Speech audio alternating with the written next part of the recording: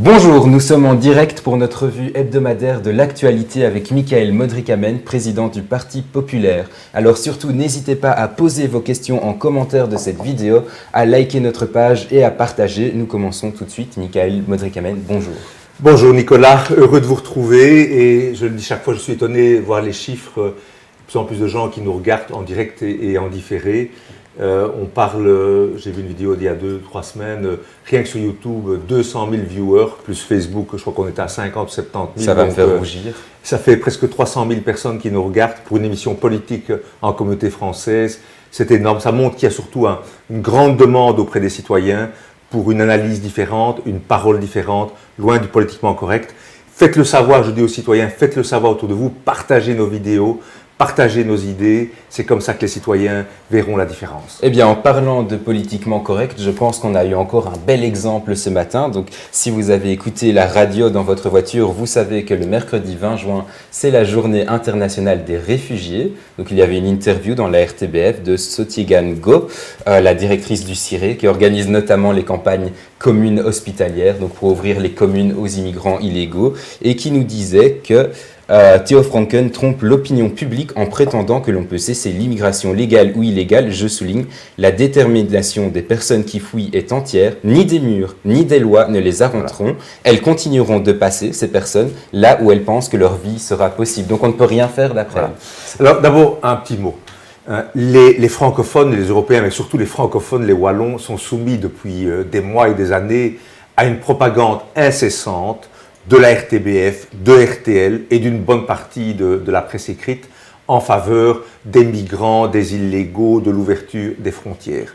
Alors je dis à tous les gens qui nous entendent, tous les sondages le démontrent, entre 2/3 et 3/4 des Belges veulent la fermeture des frontières. Ça va être très clair. Mais on leur dit que c'est impossible. Que ni les lois ni les murs empêchent. C'est possible, et on l'a vu avec des pays comme, il faut le rappeler, comme l'Australie par exemple, qui par le pushback des navires a mis un terme à toute l'immigration illégale. On ne rentre pas en Australie si on n'y est pas invité. Donc contrairement à ce que dit toute la propagande qu'on entend tous les jours, bien entendu avec une simple volonté politique, par exemple fermer l'ensemble des ports, renvoyer effectivement les migrants qui tentent d'accoster de l'autre côté, prévoir des hotspots, on va revenir de l'autre côté de la Méditerranée pour les vrais réfugiés et quelques-uns qu'on veut bien prendre. Donc c'est tout à fait possible, contrairement à ce que l'on dit. C'est simplement une question de volonté politique qui de plus est en phase avec ce qu'une très grande majorité des citoyens souhaitent. Justement, parlant de hotspots, apparemment, peut-être que Donald Tusk, donc le président du Conseil européen, a peut-être lu par inadvertance le programme du PP, mais maintenant qu'il se sent menacé peut-être par la droite populiste, comme ils disent, il veut installer justement des hotspots, donc en dehors de l'Europe, des plateformes de débarquement. Il est encore très vague sur les pays. Mais... Donc effectivement, c'est le programme, nos propositions, c'est une des premières propositions. Voilà, effectivement qui inspire Donald Tusk. Voilà, qui inspire Donald Tusk et d'autres en Europe. Et le MR maintenant qui s'y rallie, comme quoi... avec 10 ans de retard. Avec 10 ans de retard, où nous avons 10 ans d'avance.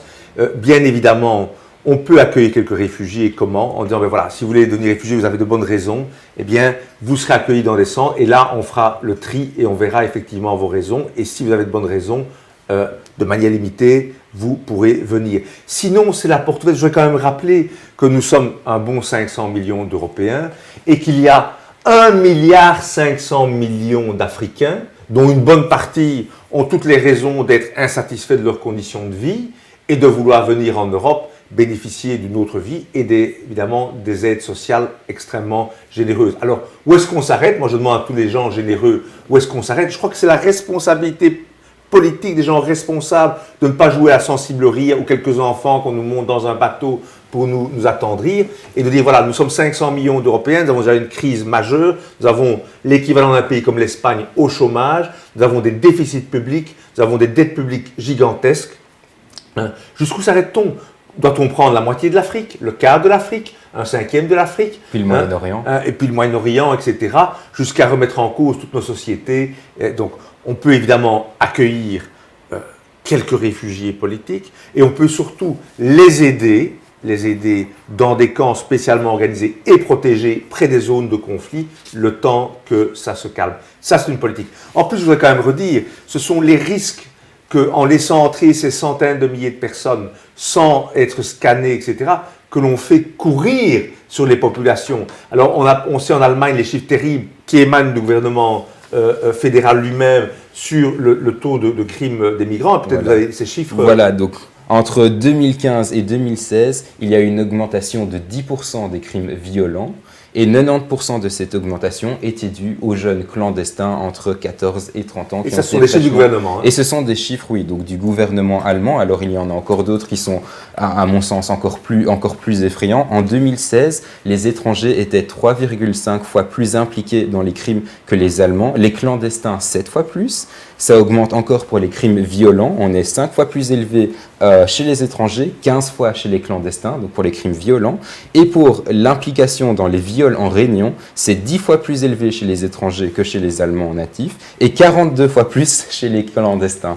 Donc, ce sont des chiffres effrayants. Et ce ne sont pas les chiffres de partis comme le nôtre. Hein. Non, non. C'est vraiment des chiffres. C'est le ministère allemand de l'Intérieur. Officiels.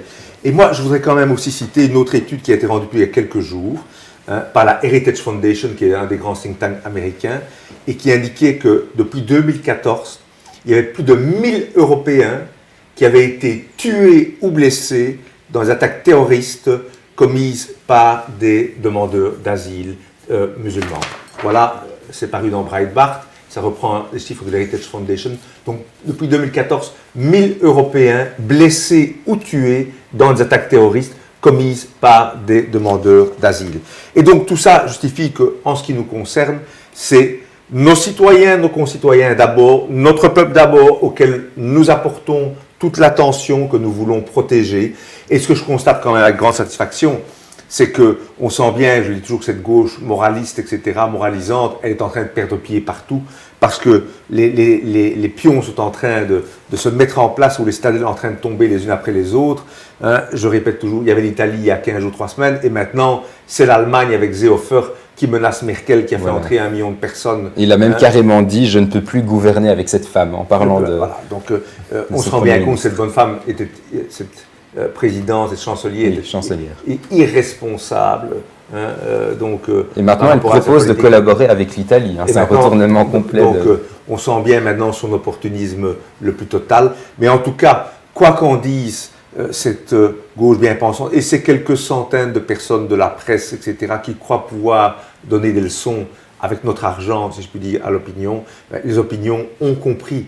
On ne raconte plus de bobards. Elles voient cette invasion migratoire, elles voient les changements majeurs, elles voient ce qui se passe avec leurs concitoyens en termes de violence, en termes de... Et je le répéterai toujours, bien sûr qu'on peut vivre avec des minorités. Bien sûr qu'on peut vivre avec des minorités. À condition qu'elles restent minoritaires. À condition qu'elles restent des minorités et qu'elles respectent les règles, etc. Ça, les Européens l'ont bien compris. Beaucoup de journalistes ne l'ont pas, eux, encore compris. Non. Bien sûr qu'il faut fermer les frontières et nous les fermerons. Ce matin, notamment dans Le Soir, c'est une salve de titres de presse, d'éditos sur l'Europe qui se droitise. Voilà. Donc, alors moi, je voudrais dire d'abord, c'est quoi cette presse francophone? Il y a quelques exceptions, hein, la DH, Sud Presse qui vont exception, mais sinon, Le Soir, l'Avenir, la Lie dans une certaine mesure, encore qu'ils veulent s'amender, paraît-il. Mais globalement, ces journaux qui ont de moins en moins de lecteurs et de plus en plus de subventions publiques. Je vais quand même rappeler qu'il y a 600 millions d'euros de subventions annuelles d'aide directe et indirecte à la presse en Belgique. 600 millions, 24 milliards de francs belges. Ce qui ramené pour chaque journaliste du soir, c'est 200 000 euros de subventions par an. 200 000 euros de notre argent pour faire la leçon, hein, aux citoyens comme ils la font tous les jours, qui ne veulent pas. Alors messieurs, mesdames, madame l'éditorialiste du soir, madame Delvaux et autres, tant que vous serez déconnectés des réalités, on a un peu l'impression en plus que plus on est journaliste, moins on voit les choses. C'est dramatique dans ce pays, hein, je veux dire, c'est que les journalistes qui sont là pour relater le réel, reconstruisent les histoires en permanence. Moi j'ai envie de leur dire, mais vous savez, plus vous raconterez n'importe quoi, plus vous serez déconnecté des attentes des citoyens. Je ne dis pas que vous n'avez pas des choses à dire, vous ne pouvez pas être des gars, comment dire, mettre des limites ou poser des questions, mais plus vous serez déconnecté, moins vous vendrez vos journaux et autres, jusqu'à être complètement, jusqu'à l'obsolescence, jusqu'à la disparition. C'est ce qui menace. Et alors que ce n'est pas un phénomène inéluctable, il y a bien des pays, en Angleterre par exemple, en Allemagne, dans d'autres pays, au Japon, où la presse est d'attitude différente et où les journaux continuent à se vendre. Le déclin est vraiment quelque chose de propre à la Wallonie. Je pense quand même que les Français sont particulièrement atteints aussi. Parce que je pense à cette histoire avec Mamoudou Gassama, qui était aussi un joli coup de communication. Je ne remets pas en cause son héroïsme quand il a monté les 4 étages pour aller sauver cet enfant. Mais maintenant, on sait qu'il a une chargée de communication, en la personne de l'adjointe au maire de Montreuil. On sait aussi qu'il a participé à plusieurs talk-shows, qu'il va peut-être participer à la saison 9 de Danse avec les stars, qui a une BD sur lui, Gassaman, qui monte les immeubles. De nouveau, là, on voit cette... Et surtout, il est retourné dimanche au Mali. Donc, il est venu comme réfugié. Voilà, parce qu'il y avait la guerre, voilà. Réfugié politique et tout. Et ce dimanche, il revenait au Mali. Il y avait le président qui l'a félicité pour son héroïsme. Il y avait des berlines noires, le peuple en liesse. Voilà. Donc quelqu'un qui, soi-disant, où on berne les Européens de nouveau, soi-disant, vient chez nous comme tant d'autres en prétendant fuir la guerre et autres, ils veulent fuir leur pays, évidemment, pour venir profiter du bien-être européen, et qui rentrent, comme vous dites, accueillis en héros. Et là aussi, on voit la propagande, la machine qui s'est mise en route pour mettre ce migrant, etc., en avant, pour occulter tous les autres crimes et tout ce qui se passe en réalité. Et moi, j'ai envie de vous dire, mais combien aussi d'actes héroïques commis par des Français ordinaires et autres, dont on ne parle évidemment absolument pas. Ceux-là ne sont pas accueillis par le président Emmanuel Macron. Je pense à ce jeune homme qui s'est interposé pour sauver quelqu'un dans une bagarre en France, qui est maintenant paralysé à vie. Il n'a jamais été reçu par le président de la République, on ne l'a pas mis en avant. Donc il faut arrêter de prendre les Européens pour des idiots. Ça ne marche pas ou ça ne marche plus, en tout cas chez une part croissante. Et nous espérons que par notre émission, nous contribuons à remettre l'église au milieu du village. Alors j'aimerais parler de Jean-Luc Cruc, parce qu'il nous a mentionné ce matin dans les pages de La Libre. Donc je vais brièvement le citer. Je n'exclus aucun partenaire pour 2019, si ce n'est le PTB et le PP. Jean-Luc Cruc, qui est donc ministre et maire ici à la région Wallonne. Alors, il faut savoir, donc, c'est ce centre mou, Jean-Luc Cruc, c'est cette pseudo-droite qui rend les électeurs tout le temps cocus. Et Cruc, en fait, il n'a qu'une seule envie, c'est de convoler demain avec le PS pour que tout change, pour que rien ne change. Donc on le sent bien. Et surtout, c'est quoi ce libéralisme, ou ce prétendu libéralisme, ce parti réformateur où on ne réforme rien en profondeur. Je dis aux citoyens, regardez l'état de la Wallonie, dont M. Cruc est co-responsable en tant que parti traditionnel. Regardez les taux de chômage, regardez les taux de pauvreté, regardez l'état des routes, regardez l'état de la justice, regardez l'état de l'enseignement, nous sommes bons derniers et autres. S'il n'y a pas un grand coup de balai dans tout cela, avec des idées neuves, des hommes et des femmes neufs, des hommes et des femmes qui ont, eux, la vraie volonté politique de changer les choses, de bousculer tout ça. Et nous avons cette volonté. Je peux vous dire qu'après 4 ans du Parti populaire au pouvoir, la Wallonie ne ressemblera plus du tout à ce qu'elle était aujourd'hui. S'il n'y a pas un grand coup de balai avec ces gens qui sont fatigués, usés, etc., qui s'arc-boutent, surtout pas les nouveaux entrants, surtout pas le PP. Qui n'ont pas de crédibilité, parce qu'il faut se souvenir qu'en 2013, Charles Michel parlait de la NVA en la qualifiant de parti à la frontière de l'extrême droite avec des relents racistes. Et maintenant, je veux dire, ils sont tout le temps ensemble au gouvernement, et là, on nous exclut a priori. Oui. Et donc, aucune crédibilité dans tout ça. Nous verrons d'ailleurs, nous, si nous voulons bien travailler avec le MR, on verra en 2019. On verra. Mais encore une autre phrase, justement, donc on y revient. La marque libérale, c'est aussi de ne pas augmenter les taxes. Merci. Oui, alors que nous sommes déjà le 3e pays le plus taxé au monde. De l'OCDE. De l'OCDE. Si au moins la marque libérale, ça avait été de réduire les dépenses publiques. C'est ne pas augmenter. Et de réduire les impôts, mais non, c'est à la marche toujours. Et ils sont incapables de réduire les dépenses publiques inutiles. Parce que, par exemple, il faudrait supprimer le Sénat. Mais c'est la collègue du MR, Mme Defrenne, qui est présidente, qui ne sert plus à rien, mais qui coûte 1 million d'euros par an. Je dis rien que pour elle. Le Sénat, c'est 60 millions d'euros par an pour un truc inutile. Les provinces, en tant qu'institution politique, avec les députés permanents, les conseillers provinciaux, tout ça, ces compétences pourraient être transférées facilement aux régions. C'est 200 à 300 millions d'euros d'économie. Mais, par exemple, le frère de M. Michel, notre Premier ministre, c'est le député permanent de la province du Brabant Wallon. On a placé son frère là-bas. Donc, ils seront incapables de prendre les mesures que les citoyens attendent et qui sont nécessaires. Nous les prendrons. Nous les prendrons et nous les forcerons. Les citoyens ont le choix. Soit l'immobilisme, soit les CRUC, soit tous ces gens qui ne changeront rien en profondeur, ou vraiment le grand coup de pied dans la fourmilière. Et on le voit avec les partis populistes qui sont en train de bousculer. Regardez ce que Salvini fait en Italie, extraordinaire. En quelques semaines, comme il est en train de bousculer l'échiquier et les vieilles pratiques politiques. On est capable de le faire en Wallonie. Alors, encore une dernière phrase de sa part. Je ne partage en aucun cas l'expression de Franken, ses provocations à l'égard des personnes, je ne les partage pas. Et puis, il rajoute qu'il aimerait que l'Europe s'implique dans un plan Marshall pour l'Afrique, parce que ça a très bien marché pour la Wallonie. Ah oui, donc on a vu ce plan Marshall auquel il collabore, qui ne donne rien. Et quoi, on va encore continuer à gaver l'Afrique de voilà, milliards de subventions qui iront dans la poche, comment dire, de... Moi, j'ai beaucoup apprécié le discours du président, je pense, du Ghana, oui, qu'il a fait à Macron, en disant maintenant, cessez de venir avec vos politiques paternalistes, et en plus, c'est à nous prendre en main. Il faut arrêter de dire que c'est l'Occident, etc., l'Europe qui est responsable de tous leurs maux, etc. La semaine passée, le président du Rwanda a encore dit la même chose. Voilà. Donc Paul les Africains doivent se prendre d'abord en main. Ils ont des richesses, effectivement, les exploiter pour eux-mêmes et pour leur peuple. Mettre un terme à la corruption. La corruption est leur problème avant tout, pas le nôtre. Il faut arrêter de culpabiliser, M. Kruk. Arrêtez avec vos politiques qui ne marchent pas, vos plans Marshall, vos plans d'aide, dépenser le fric des citoyens, ça doit être terminé. Nous disons, chaque euro doit être dépensé à bon escient, de manière justifiée. Arrêtez aussi avec toutes vos subventions, à la fois aux entreprises et toutes vos subventions à ces centaines de milliers, des dizaines de milliers d'associations, d'ASBL, dont une bonne partie ne servent strictement à rien. Alors, j'ai une première question d'une auditrice. Bonjour, au sujet de l'âge de la pension, pensez-vous la remettre à 65 ans? Alors, c'est une question extrêmement délicate. D'abord, je voudrais quand même rappeler qu'aujourd'hui, on part très tôt à la retraite en Wallonie, enfin en Belgique, on parle de 59 ans à peu près. Et il faut le dire, il faut avoir le courage de le dire, c'est intenable. Parce que, vu le régime des retraites aujourd'hui, et le fait qu'on vit en moyenne entre 78 et 82, 83 ans, partir à la retraite à 59 ans, pour la plupart des gens en moyenne, c'est intenable.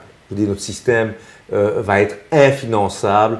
J'ai parlé encore avec des économistes. À partir de 2023-2024, la crise va devenir extrêmement aiguë et obliger à payer de plus en plus au niveau de l'État par rapport à tout ça. Donc nous disons, faire en sorte qu'à tout le moins les gens partent à la retraite à 65 ans et à terme sans doute 67 ans, oui. Mais bien sûr, à côté de ça, il est clair qu'il y a des gens qui à 60 ans, même avant, en raison de la pénibilité, c'est ce qui est en train d'être fait, doivent pouvoir partir plus tôt. Je pense à certains policiers, aux militaires, je pense aux ambulanciers, aux pompiers, je pense à certaines professions manuelles ou même intellectuelles. On peut estimer qu'il y a des choses pénibles. Être enseignant, évidemment, est quelque chose qui demande de l'énergie. Maintenant, est-ce qu'il faut dire qu'il faut partir à la retraite ou au contraire faire en sorte que les enseignants plus âgés secondent des classes ou transfèrent pendant un certain temps leur savoir-faire aux plus jeunes? C'est plutôt vers ça qu'il faut aller aussi, bien évidemment. Donc voilà, pour une réponse nuancée, je veux dire, ceux qui vous disent qu'on peut revenir à 65 ans, voire même à 60 ans, sont des menteurs par rapport aux chiffres macroéconomiques. Nous sommes un des pays qui va avoir le taux de pension les plus élevés par rapport à la population active. Et on va tendre même à un certain moment un pour un actif pour un retraité. Ça veut dire que plus tard, je devrais mettre de l'argent de côté pour ma propre pension, en même temps vous devriez, pour une personne qui travaille, elle paierait pour la pension d'un autre. Donc on se rend bien compte que c'est impayable. Elle doit pouvoir payer pour elle aussi. Voilà. Donc ça, c'est le système de capitalisation, etc., qu'on encourage. Donc je dis, voilà, il ne faut pas mentir aux gens. Et nous sommes effectivement pour retarder, faire en sorte qu'on parte à la retraite aujourd'hui plutôt à 62, 63 ans, voire 65 ans, effectivement, en moyenne. Nous sommes par contre pour une revalorisation des petites retraites. Nous estimons que 1100 ou 1150 euros, c'est trop faible. Au moins 100 à 200 euros de revalorisation pour sortir une partie des gens de ce seuil de pauvreté auquel ils sont.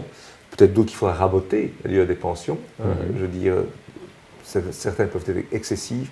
Mais globalement, le système pour le maintenir à l'équilibre implique, il faut avoir le courage de le dire aux gens, implique de partir plus tard à la retraite. Alors nous avons déjà dépassé notre temps et j'aimerais finir sur la RTBF parce que vous allez plaider demain.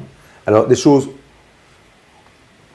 extrêmement importantes. On sait que nous sommes à 7-8% dans les sondages officiels, un peu plus pour nous, mais nous avons une marge de progression énorme parce que en réalité, pratiquement entre la moitié et 2 tiers des Wallons ignorent l'existence du Parti populaire. On a fait des sondages là-dessus aussi. Ils ignorent tout simplement. Pourquoi? Parce que notamment, on ne nous voit pas à la télévision. Rappelez que j'ai été invité à la RTBF la première fois il y a 3 ans. C'était en 2015. Et sur RTL, j'ai été invité la dernière fois en 2011. Imaginez, 2010, pardon. Ça fait bientôt 8 ans. Hein, pour le président d'un parti qui a des députés, etc. C'est évidemment scandaleux et honteux. Nous avons assigné la RTBF et nous plaidons demain, c'est d'ailleurs pour ça que le live a lieu aujourd'hui. Et la RTBF, elle a une obligation de pluralisme, c'est dans ses statuts, c'est dans la loi. C'est-à-dire que tous les courants doivent être représentés à l'antenne. La gauche, la droite, le centre. Or, la RTBF est devenue uniquement une officine de gauche, où on entend surtout que le PS, beaucoup les écolos, un peu les autres. La gauche du MR, Miller. Donc tout ce qui est à la gauche du MR et puis rien d'autre. Donc comme si en Wallonie, on ne pouvait pas entendre les thèses de droite. Un exemple d'ailleurs avec l'émission phare qui est Jeudi en prime, je pense qu'on va vous mettre les statistiques à l'écran et on verra que Jeudi en prime, on a, en 4 ans, donc c'est l'émission vraiment prime time, hein, où une invitée politique la plus regardée, les écolos ont été invités 12 ou 13 fois. On voit que, vous verrez que le FDF a été invité un certain nombre de fois, le PTB également, et le Parti populaire jamais en 4 ans. Donc c'est un scandale absolu qui fait qu'une bonne partie des francophones ne connaissent pas le Parti populaire. Nous avons assigné la RTBF et nous plaidons demain. Ce sera une affaire très importante parce qu'au-delà du Parti populaire, c'est évidemment les principes de démocratie et de pluralisme que nous, que nous défendons et qui sont violés allègrement par ces journalistes gauchistes, cette direction de l'information insupportable et qu'il faut virer, d'ailleurs, il faut être très clair. Hein, nous sommes au pouvoir, nous remettrons de vrais journalistes qui accepteront le vrai pluralisme de gauche.